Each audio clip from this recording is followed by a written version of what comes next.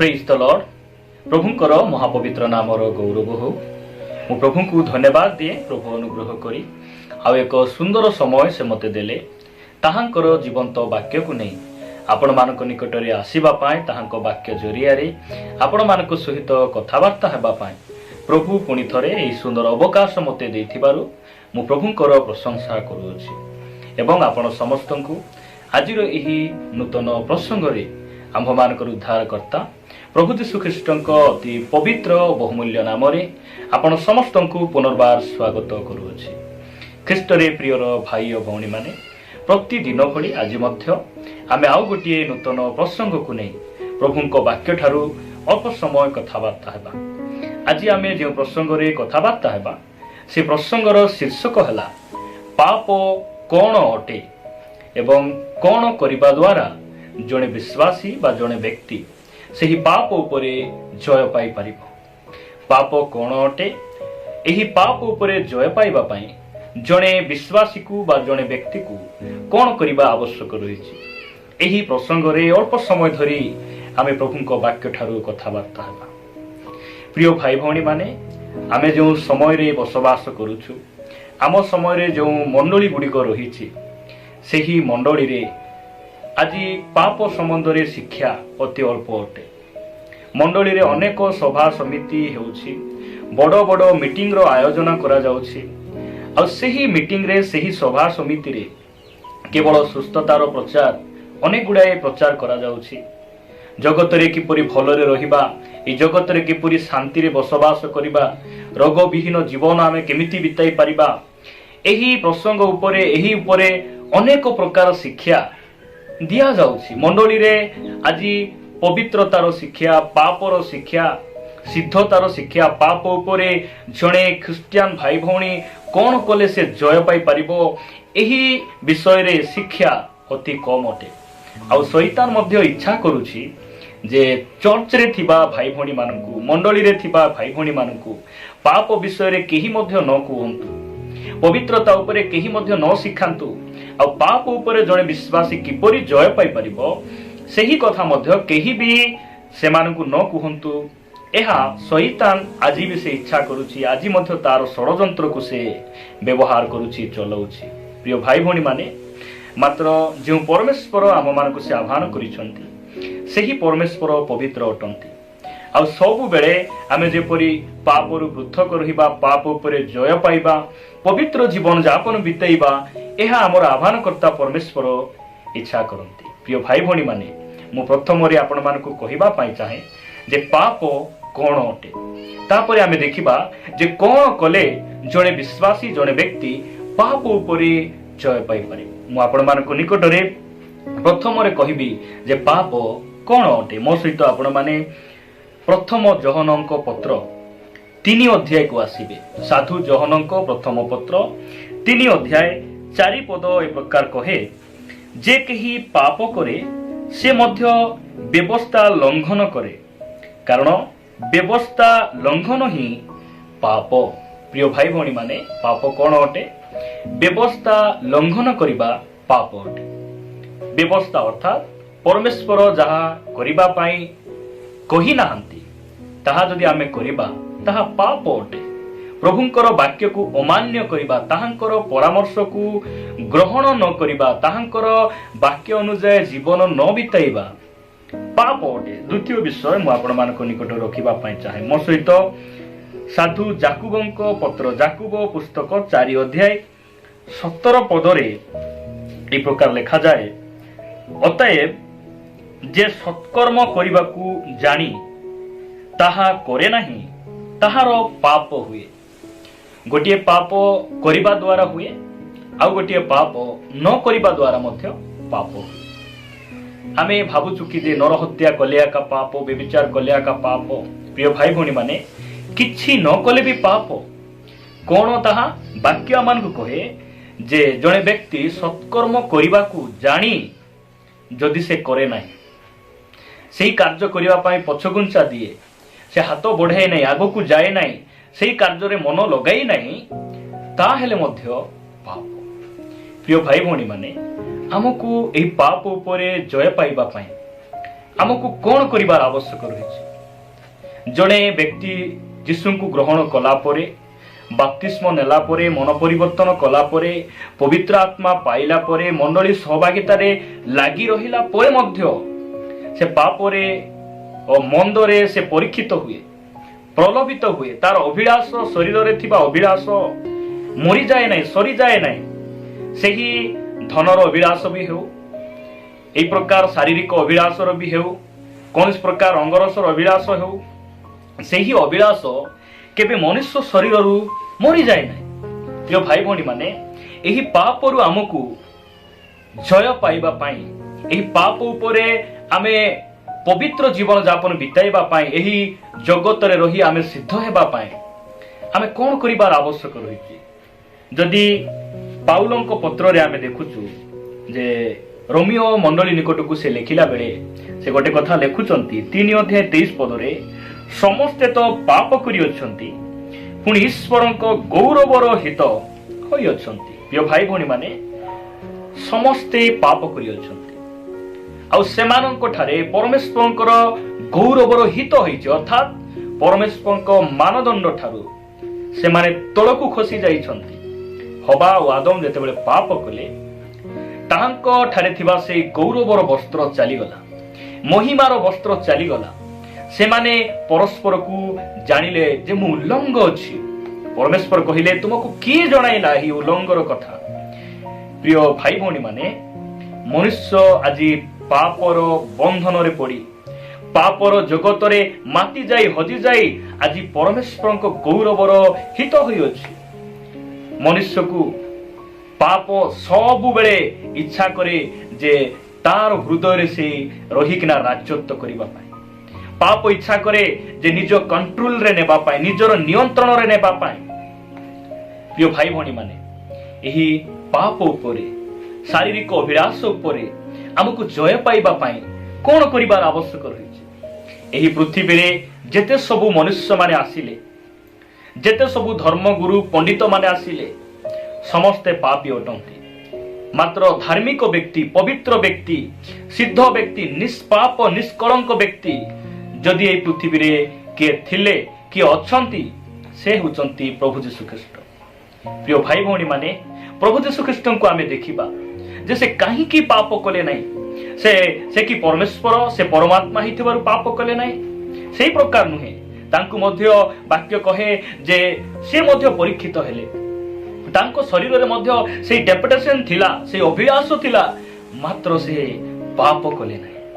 कहीं से पाप कले नहीं। प्रिय भाई भौणी माने ए पाप उपरे आमे कोन कले आमे जय पाई परिबा। मु आपण मानकु वाक्यरु किछि कथा कहिबा पई चाहे। मो सहित आपण माने एब्री पुस्तक को आसीबे। एब्री पुस्तक 4 अध्याय 15 और 16 पद मु आपण मानकु निमंते पढ़िबा पई चाहे। एब्री पुस्तक 4 अध्याय 15 और 16 पद पाप उपरे जय पाइबार उपाय आमे प्रभु को वाक्य ठारू देखिबा। लेखा जाए 15 पद, एब्री 4 अध्याय 15 और 16 पद, कारण जे आंभ मानक दुर्बलतारे आंभ मानक प्रति सहानुभूति देखाइबाकू असमर्थ, आंभ मानकर एपरी महाजाजक नाहांती, बरं से पापर हित होई आंभ मानक परी सर्वत्र भावे परीक्षित हेले। प्रिय भाई भौणी माने यह प्रभु यीशु ख्रीष्टଙ୍କ विषय लेखा जाए जे पापर हित होई से सब विषय आंभ मानक परी से परीक्षित हेले। मनुष्य परीक्षित हेबा, प्रलोभित हेबा पाप नुहे, मात्र प्रलोभन रे पड़ी जिबा, परीक्षा रे पड़ी जिबा एहा पाप अटे। प्रभु यीशु ख्रीष्ट से पापर हित ही आंभ मानक परी से सब विषय रे परीक्षित हेले, मात्र से पाप कले नहीं, पाप कले नहीं। कहीं से पाप कले नहीं 16 पद रे लिखा जाए, अतएव आस कृपा प्राप्ति निमंते पुणी उपयुक्त समय रे उपकारक अनुग्रह पाइबा निमंते आमे माने साहस रे अनुग्रह सिंहासन निकट को जाओ। प्रिय भाई भौणी माने प्रभु यीशु ख्रीष्ट जो समय रे तांकु प्रलोभन आसुथिला, से परीक्षित होउथिले, सेही समय रे से निज शक्ति रे निज इच्छा रे पाप उपरे जय पाइबा पाई से तिले हेले इच्छा करूनथिले टिके मध्य से इच्छा करूनथिले सेही समय रे से अनुग्रहर सिंहासन निकट को जाउथिले आ परमेश्वर अनुग्रह को से कामना करुथिले प्रभु पिता मु पारु नाही तुमर अनुग्रह मते दरकार तुमर अनुग्रह मते धरी रखिबो मु जानिछि पिता तुम अनुग्रह करो पितांकर से अनुग्रहर सिंहासन निकट को से जाउथिले प्रिय भाई भौणी माने आपण जदि पाप उपरे जय पाइबा पाई चाहंती आपण जुआ खेलरू मद पीबा बंधनरू आपण जदि पारिवारिक गंडगोल बंधनरू जदि आपण मुक्त हेबा पाई चाहंती आज प्रिय भाई भौणी माने आपणक निमंते से अनुग्रहर द्वार आज भी खोला अछि आपण से अनुग्रहर द्वार निकट को जांतु आ परमेश्वर अनुग्रह को मागंतु सेही अनुग्रह आपण को से पापर बंधन मुक्त कर दे प्रिय भाई भौणी माने व्यवस्था मशांक द्वारा आसिला आउ अनुग्रह प्रभु यीशु ख्रीष्टଙ୍କ द्वारा आसिला व्यवस्था केवल हमकु कहे जे एहा करो नाही ताहा करो नाही मात्र व्यवस्था आम जीवन रे आसीबा उत्तम किंतु व्यवस्था पाप उपरे जय पाइबार रहस्य नहीं पाप उपरे जय पाइबार रहस्य होउछि प्रभु यीशु ख्रीष्टଙ୍କ द्वारा आमान को मिलिथिबा सही अनुग्रह आपनक जीवन रो अनुग्रह दरकार आपण पाप उपरे जय पाइबा पाई चाहंती आज आपनक निमंते से अनुग्रहर द्वार आज भी खोला अछि आपनकु मते से अनुग्रहर द्वार निकट को जीवार आवश्यक रहिछि जो द्वारा आमे पाप उपरे जय पाई परिबा मो सहित आपण माने से रोमियो पुस्तक को आसीबे रोमियो पुस्तक 6 अध्याय 14 पद आमान को कहे रोमियो 6 अध्याय 14 पद मु आपण मान को निमंते पढ़िबा पाई चाहे एठारे प्रकार लिखा जाए कारण पाप तुम मान उपरे कर्तृत्व करिबो नाही जेणु तुम्भे माने व्यवस्थार अधीन नुह मात्र अनुग्रहर अधीन अट प्रिय भाई भौणी माने पापर गोटे इच्छा जे मनुष्य उपरे से राजत्व करिबो कौनसी मनुष्य इच्छा करी करी से मद पिए नाही कौनसी मनुष्य इच्छा करी करी स्त्री को मारे नाही मारिबा को इच्छा नथिले मध्य जुआ खेलिबा को इच्छा नथिले मध्य व्यभिचार करिबा को इच्छा नथिले मध्य जेते चाहि पृथक हेबी बोली कहिले मध्य पाप सेमान को आकर्षण करे पाप बांधी किना निज नियंत्रण को नहीं जाए सेति पाई मनुष्य परमेश्वर को गौरवर हित ही परमेश्वर को मानदंडर नीच स्तर को पड़े जाए प्रिय भाई भौणी माने पाप मनुष्य ऊपर अधिकार करिया पाई बहुत पापर इच्छा किंतु वाक्य कहे जे तुम्भे माने व्यवस्थार अधीन रे नाह तुमे अनुग्रहर अधीन रे अछ सेति पाई पाप तुम ऊपर अधिकार करिबो नै जो भाई भौणी माने अनुग्रहर अधीन रे जदि आमे रहिबा आमे पाप रे परीक्षित हेबा मात्र पाप रे पड़िबा नै आमे पाप रे हारि जिबा नै आमे प्रभुंकर अनुग्रह को कामना करिबा आवश्यक रहिछि ताहांकर अनुग्रह र सिंहासन निकट को जिबार आवश्यक रहिछि आ प्रभु को कहिबार आवश्यक रहिछि तुम अनुग्रह रे मते धरि रख प्रिय भाई भौणी माने आज मध्य से अनुग्रह आम पाई परमेश्वर देइछन्ति अनुग्रहर सिंहासन आज भी से द्वार मुक्त रहिछि आमे साहस रे प्रभु मु पारु नाही मुई पाप उपरे पारु नाही जगत रे मु रही पारु नाही चतुर्पार्श्व रे परीक्षा प्रलोभन निंदा उपरे निंदा अपमान उपरे अपमान प्रभु मते तुमर अनुग्रह दरकार प्रिय भाई भौणी माने एपरि समय रे परमेश्वर ताहांकर अनुग्रह रे आपनकु से धरि रखिबे आपनकु से धरि रखिबे प्रिय भाई भौणी माने आउ एही अनुग्रह से केउ मानकु दियंती प्रिय भाई भौणी एही समय रे आपण माने ध्यान सहित सुनिबे मु आपण मानकु कहिबा पाई चाहे याकूब पुस्तक 4 अध्याय 6 पद आमानकु कहे किंतु से मध्य अधिक अनुग्रह दान करंती से केमिति अनुग्रह दान करंती अधिक अनुग्रह दान करंती मात्र केउ मानकु से अनुग्रह दान करंती लेखा जाय एणु उक्त अछि ईश्वर अहंकारी मानकु प्रतिरोध करंती किंतु नम्र लोक मानकु अनुग्रह दान करंती मु प्रभु को धन्यवाद दिए प्रिय भाई भौणी माने अनुग्रह से समस्त को दियंती नाही नम्र लोक मानकु अनुग्रह से बिकंती नाही दान करंती आज जदि मनुष्य ସ୍ତ୍ରୀ କୁ ମାରିବାର କିମ୍ବା ଅନ୍ୟକୁ ଗାଳି କରିବାର କାରଣ କଣ ଅଟେ? ଆଜି ମନୁଷ୍ୟ ରାଗି ଯିବାର କାରଣ କଣ ଅଟେ? ନମ୍ର ନାହିଁ। ଯଦି ଆମେ ଯେତେବେଳେ ନମ୍ର ହେବା, ପରମେଶ୍ୱର ତାଙ୍କର ଅନୁଗ୍ରହରେ ଆମମାନଙ୍କୁ ଧରି ରଖିବେ। ଆମେ କୌଣସି ପାପରେ ପଡ଼ିଯିବା ନାହିଁ, ହାରିଯିବା ନାହିଁ। ଆମେ ନମ୍ର ହେବାର ଆବଶ୍ୟକ ରହିଛି।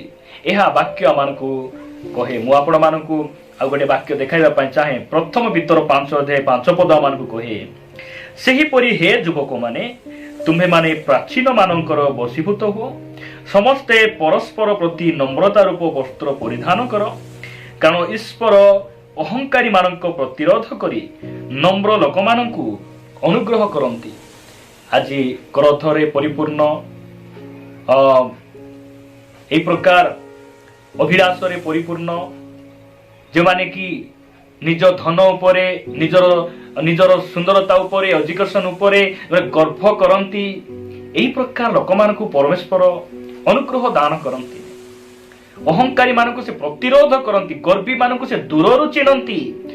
ମାତ୍ର ପରମେଶ୍ୱର ନମ୍ର ଲୋକମାନଙ୍କୁ ସେ ଅନୁଗ୍ରହ ଦାନ କରନ୍ତି। ଆଉ ସେହି ଅନୁଗ୍ରହ ଯେତେବେଳେ ମନୁଷ୍ୟ ଜୀବନରେ ଆସେ, ସେ ଅନୁଗ୍ରହ ପାଇଲା ପରେ ସେ କୋଟିପତି ହେଇଯାଏ ନାହିଁ, ସେ ଘର ଉପରେ ଘର ବାନ୍ଧେ ନାହିଁ, ସେ ସୁନା ଉପରେ ସୁନା କିଣେ ନାହିଁ। ଅନୁଗ୍ରହ ଯେତେବେଳେ ଜଣେ ମନୁଷ୍ୟ ଜୀବନରେ ପଳେଇ ଆସେ, ମନୁଷ୍ୟ ଉପରେ ପଳେଇ ଆସେ, ଗୋଟେ ପରିବାରକୁ ପଳେଇ ଆସେ, ସେହି ପରିବାରରେ ପାପ ଉପରେ ଜୟ ପାଇବାର ଦେଖାଯାଏ। ପାପକୁ ଘୃଣା କରିବାର ଅବସ୍ଥା ପଳେଇ ଆସେ, ପାପକୁ ନାଇଁ ବୋଲି କହିବାର ପରିସ୍ଥିତି ପଳେଇ ଆସେ। ପ୍ରିୟ ଭାଇ ଭଉଣୀ ମାନେ, ଆଉ ନମ୍ର ଲୋକମାନଙ୍କୁ ସେ ଅନୁଗ୍ରହ ଦାନ କରନ୍ତି। ଯଦି ଆପଣମାନେ ଫିଲିପିୟ ପୁସ୍ତକକୁ ଆସିବେ, ପ୍ରଭୁ ଯୀଶୁ ଖ୍ରୀଷ୍ଟ ସେ କାହିଁକି ପାପ ଉପରେ ଜୟ ପାଇଲେ, ଆମେ କଣ କଲେ ଆମେ ପାପ ଉପରେ ଜୟ ପାଇପାରିବା, ଆମେ ବାକ୍ୟରେ ଦେଖିପାରୁଛୁ। ଯଦି ଆପଣମାନେ 2:5 ପ୍ରତି ଧ୍ୟାନ ଦେବେ, ଫିଲିପିୟ ମଣ୍ଡଳୀ ନିକଟକୁ ସାଧୁ ପାଉଲଙ୍କର ପତ୍ର 2:5, ଖ୍ରୀଷ୍ଟ ଯୀଶୁଙ୍କର ଯେପରି ମନ ଥିଲା, ତୁମ୍ଭମାନଙ୍କର ସେହିପରି ମନ ହେଉ। ସେ ଈଶ୍ୱର ରୂପୀ ହେଲେ ହେଁ ଈଶ୍ୱରଙ୍କ ସହିତ ସମାନ ହୋଇ ରହିବା ନିଜ ନିମନ୍ତେ ଧରି ରଖିବାର ବିଷୟ ମନେ କଲେ ନାହିଁ, କିନ୍ତୁ ମନୁଷ୍ୟ ସଦୃଶ ହୋଇ ଦାସ ରୂପ ଧାରଣ କରି ଆପଣାକୁ ଶୂନ୍ୟ କଲେ। ପୁଣି ମନୁଷ୍ୟ ଭାବରେ ଦେଖାଯାଇ ମୃତ୍ୟୁ ପର୍ଯ୍ୟନ୍ତ, ହଁ କୃଷ୍ୟ ମୃତ୍ୟୁ ପର୍ଯ୍ୟନ୍ତ ଆଜ୍ଞାବହ ହୋଇ ଆପଣାକୁ ଅବନତ କଲେ। ପ୍ରିୟ ପ୍ରଭୁଙ୍କ ଲୋକମାନେ, ସେ ପରମେଶ୍ୱର ହେଲେ ମଧ୍ୟ ପରମେଶ୍ୱରଙ୍କ ପରି ହୋଇ ରହିବାର, ପରମେଶ୍ୱରଙ୍କ ତୁଲ୍ୟ ହୋଇ ରହିବାର ସେ ମନରେ ସେ ଚିନ୍ତା କଲେ ନାହିଁ। ସେ ମନୁଷ୍ୟ ଲେଭେଲକୁ ପଳେଇ ଆସିଲେ, ସେ ଦାସ ରୂପ ଧାରଣ କଲେ, ସେ ମୃତ୍ୟୁ ପର୍ଯ୍ୟନ୍ତ ନିଜକୁ ଶୂନ୍ୟ କଲେ, ନିଜକୁ ଖାଲି କଲେ। ଆଉ ଏହି ନମ୍ର ହେବା କାରଣରୁ ପିତା ପରମେଶ୍ୱର ତାହାଙ୍କୁ ସେ ଅନୁଗ୍ରହ ଦେଲେ, ଯେଉଁ ଅନୁଗ୍ରହ ପାପ ଉପରେ ଜୟ ପାଇବା ପାଇଁ ବଳ ପ୍ରଦାନ କଲା, ଶକ୍ତି ପ୍ରଦାନ କଲା। ପ୍ରିୟ ଭାଇ ଭଉଣୀ ମାନେ, ଆମେ ମଧ୍ୟ ନମ୍ର ହେଇ ଯଦି ତାହାଙ୍କର ଅନୁଗ୍ରହ ସିଂହାସନ ନିକଟକୁ ଯିବା, ଆଉ ସେହି ଅନୁଗ୍ରହ ଆମକୁ କଣ କରିବ, ତୋଳି ଧରିବ। ଆମେ ପାପରେ ପଡ଼ିବା ନାହିଁ, ପରମେଶ୍ୱରଙ୍କ ଠାରୁ ଦୂରକୁ ଯିବା ନାହିଁ, ଆମେ ସେହି ମଣ୍ଡଳୀ ଠାରୁ, ସହଭାଗୀ ଠାରୁ ଆମେ ଦୂରକୁ ଯିବା ନାହିଁ। ଆମର ହୃଦୟ, ଆମର ବିବେକ କେବେ ଆମକୁ ଦୋଷୀ କରିବ ନାହିଁ। ପ୍ରଭୁ ଆମମାନଙ୍କୁ ସାହାଯ୍ୟ କରନ୍ତୁ। ଆଜିର ବାକ୍ୟ ଦ୍ୱାରା ଆମେ ସମର୍ପିତ ହେବା, ପ୍ରଭୁଙ୍କ ନିକଟରେ କହିବା, ପ୍ରଭୁ ତୁମ ଅନୁଗ୍ରହ ମୋତେ ଦରକାର ପାପ ଉପରେ ଜୟ ପାଇବା ପାଇଁ, ଏହି ବିବାଦପୂର୍ଣ୍ଣ ଜଗତରେ, ମନ୍ଦ ଜଗତରେ ସିଦ୍ଧ ହେବା ପାଇଁ, ସରଳ ଜୀବନ ଯାପନ କାଟିବା ପାଇଁ, ଧର୍ମ ପଥକୁ ଯିବା ପାଇଁ ପ୍ରଭୁ ତୁମର ଅନୁଗ୍ରହ ମୋତେ ଆବଶ୍ୟକ ରହିଛି। ଆମେ ପ୍ରଭୁଙ୍କ ନିକଟକୁ ଫେରି ଆସି ଆମେ ପ୍ରଭୁଙ୍କ ନିକଟରେ ସମର୍ପଣ ହେବା, ଯଦ୍ୱାରା ପ୍ରଭୁ ଆମମାନଙ୍କୁ ସାହାଯ୍ୟ କରିବେ। ପ୍ରଭୁ ଏ ବାକ୍ୟ ଦେଇ ଆମ ପ୍ରତ୍ୟେକଙ୍କୁ ପ୍ରଚୁର ଭାବରେ